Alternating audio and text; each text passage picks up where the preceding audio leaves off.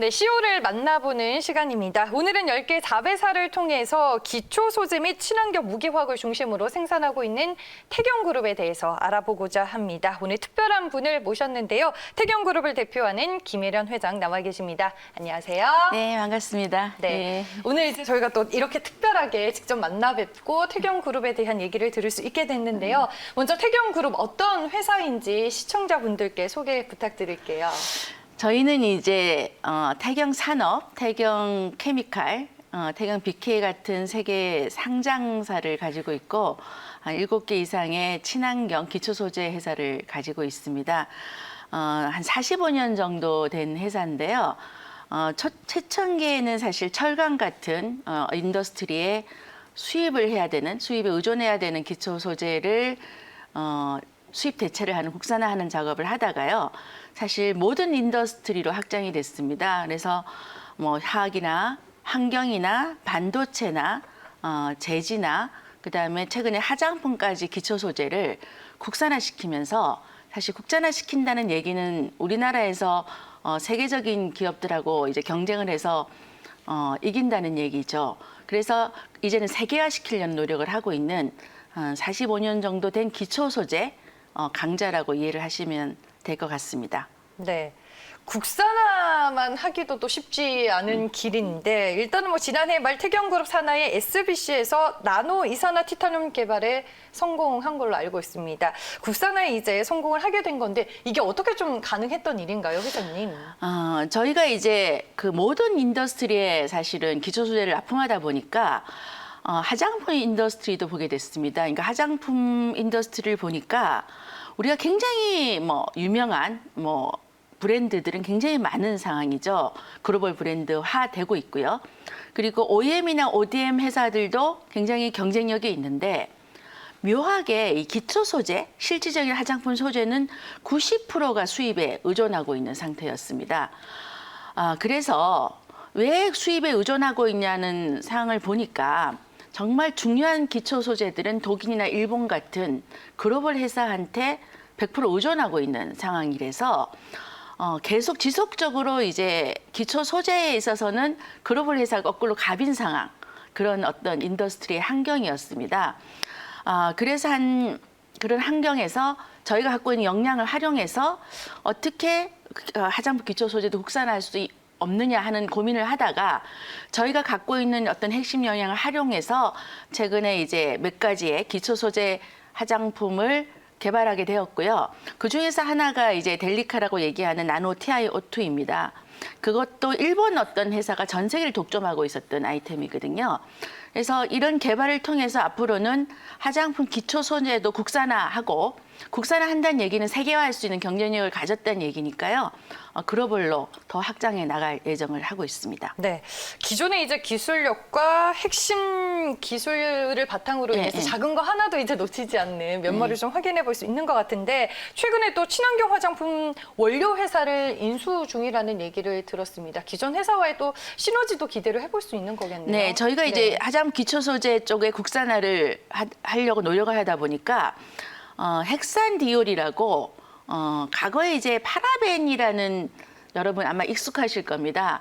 그런 것들이 이제 사실 뭐 샴푸나 그다음에 특히 화장품에 방부제로 많이 쓰였습니다. 근데 최근에 개발된 글로벌 회사가 개발한 아이템이 헥산디올이라는 아이템입니다. 그 아이템이 이제 처음에는 보습제로 개발을 됐다가 이제 방부 효과가 생겨서 사실 헥산디올이라는 아이템으로 지금 바뀌고 있는 추세이죠. 근데 다행히도 우리나라에 한 회사가 헥산디올의 시장 점유율 1위를 갖고 있는 기술력이 있는 한 회사가 사실 시장에 M&A 매물로 나와서요. 저희가 이제 그 회사를 인수를 하게 됐습니다. 왜냐하면 기초 소재들이 화장품 기초 소재들이 국산화되는 그런 것뿐만 아니라 이제 우리나라 국산화에 대한 화장품 기초 소재를 바탕으로 세계적으로 진출하기에 굉장히 좋은 아이템. 저희가 개발한 그 나노 TiO2도 무기 선블락이라서 친환경 선블락입니다. 과거에 이제 선블락이 유기는 친환경적이지 않고 인체에 문제가 될 수 있거든요. 마찬가지로 파라벤도 약간 유기적인, 약간 벤젠이나 이런 게 문제가 되는 어떤 방부제였고요. 헥산디올이라는 아이템도 친환경 방부제입니다. 그래서 저희가 이제 화장품 원료도 친환경적인 트렌드로 바뀌고 있거든요. 그래서 친환경적인 화장품의 기초 소재를 국산화하고 그다음에 국산화를 떠나서 이제 세계적으로 진출할 수 있는 토대를 만들기 위해서 인수를 하게 되었습니다. 네, 말씀해 주셨다시피 요즘에 이제 친환경 성분이 들어간 화장품 자체를 또 소비자분들이 네네. 상당히 많이 네네. 찾고 있는데 네. 친환경 화장품 산업 발전에 또 기여할 수 있는 부분이 네네. 클 것 같다라는 네네. 생각이 듭니다. 그리고 최근에 이제 정부가 그린 뉴딜 정책도 추진을 하고 있는데 여기에 이제 또 발빠르게 대응하기 위해서 태경 그룹 내에서 신소재 개발에 또 집중을 하고 있는 걸로 알고 있거든요. 네. 어떤 아이템인가요? 이제 보통 지구온난화 하면 CO2 생각하시잖아요. 그 CO2가 사실은 또 산업용 그 기초 소재로 활용을 할 수가 있습니다. 저희가 한 20년 전부터요, CO2와 이 석회를 잘 섞어서 사실 제지나 이런 플라스틱 인더스트리 이런 쪽으로 기초 소재를 이제 개발을 해왔고 실제 기초 소재로 납품을 해왔습니다. 그러니까 저희가 CO2 합성에 대한 그래서 신문지를 만드는 노하우를 갖고 있는 거죠. 그렇게 해왔는데 최근에 이제 그 현대 오일뱅크에서 석유 정제 과정에서 CO2가 굉장히 많이 나옵니다. 근데 그게 지구 온난화의 문제가 되기도 하고 요새 탄소 배출권도 굉장히 비싸지는 추세고요. 그러다 보니까 이제 오일뱅크에서 나오는 CO2를 활용해서 어떻게 새로운 물질로 이제 보통 일상에 쓰일 수 있는 새로운 친환경적인 물질로 바꿀 수 없느냐 하는 제안이 이제 저희 회사에 들어오게 됐고요.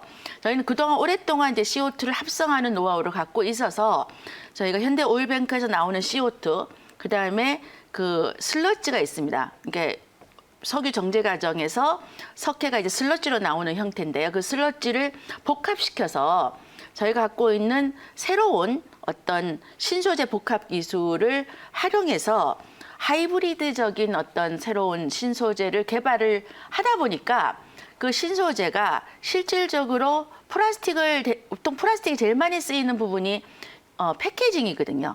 그러니까 포장하는. 네. 그래서 실제로 플라스틱을 대체할 수 있는 신소재 개발이 나오게 된 것입니다. 그래서 실질적으로 많은 이제 플라스틱도 요새 문제가 많이 되니까 좀 친환경적인 무기 새로운 복합 신소재가 되는 거죠. 그래서 지금 그런 개발을 추진하고 있고요. 어느 정도 결과물이 나오고 있는 상태라고 이해하시면 됩니다. 예. 기존의 태경그룹만이 가지고 있는 이제 노하우를 바탕으로 네, 이제 전 세계 기후 변화에도 발맞춰 나가는 모습이 좀 친환경을 선도해 나가는 기업이다라는 생각이 많이 들고요. 최근에 이제 태경그룹 내에 태경케미컬의 경영실 쪽은 또 어떤지 정리를 해주시죠.